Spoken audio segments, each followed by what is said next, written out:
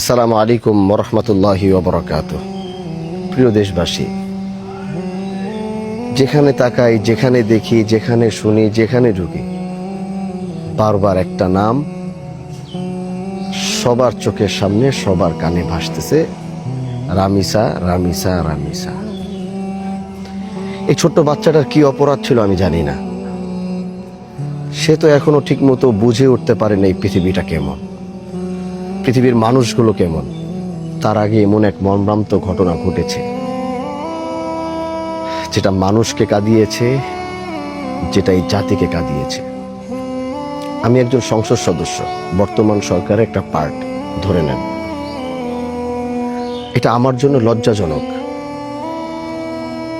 এতই কষ্ট লাগছে যে সেই বাবাটার মুখ থেকে যখন শুনলাম যে আমি কার কাছে বিচার দিব, কি বিচার দিব, কে আমার সন্তানের বিচার করবে।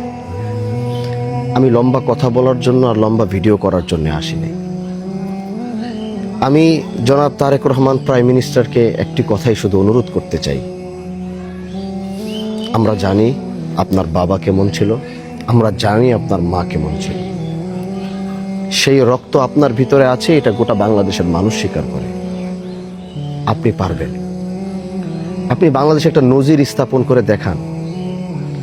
আমি এই সরকারের সংসদ সদস্য হিসাবে, পার্ট অফ এই পার্লামেন্ট মেম্বার হিসাবে আমি আপনার কাছে অনুরোধ করছি, আপনি একটা নজির বাংলার ইতিহাসে লিখে যান। শতাব্দী এই বাংলার প্রজন্মরা যারা আসবে তারা আপনাকে মনে রাখবে। আজও পর্যন্ত একটা ধর্ষকের বিচার বাংলাদেশে হয়নি, তাই বলে তো ধর্ষণ হচ্ছে। আইনের ফাঁক ফোকর দিয়ে প্রত্যেকটা ধর্ষক বেঁচে যাচ্ছে। আইনের ফাঁক ফোকর দিয়ে কিভাবে যেন তারা ধর্ষণ করার পরও তারা বেরিয়ে যাচ্ছে।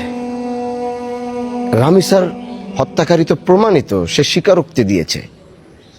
বাস আইন আইন আইন আইন না বলে ধর্ষকের সর্বোচ্চ শাস্তি। এক তো ধর্ষণ করেছে, এই জন্য তার বাংলাদেশের আইনে মৃত্যু হয়, তার মধ্যে সে গলা কেটে হত্যা করেছে, ডাবল অপরাধ করেছে, যাকে 2-3 বার হত্যা করার পরও তার বিচার পরিপূর্ণ হবে না। আপনি পারবেন। দেশের মানুষকে একটা বার আপনি দেখিয়ে দেন যে বাংলাদেশের ধর্ষণ করলে তার শাস্তি হচ্ছে ফাঁসি, তার শাস্তি হচ্ছে মৃত্যুদণ্ড। আইনজীবীদেরকে বলবো তার পক্ষে যেন কেউ না লড়ে। একটি সংবাদ দেখেছি, তারা বলেছে তারা লড়বে না ধর্ষকের পক্ষে। আমরা এবার বাংলাদেশের এই সরকারের এই নমুনাটা আমরা দেখতে চাই। বাস, আর কিচ্ছু চাওয়া নেই। একজন সংসদ সদস্য হিসাবেও কিছু চাই না। বাস ধর্ষকের ফাঁসিটা চাই। এটাকে শুধু আপনারা কার্যকর করে দেখান।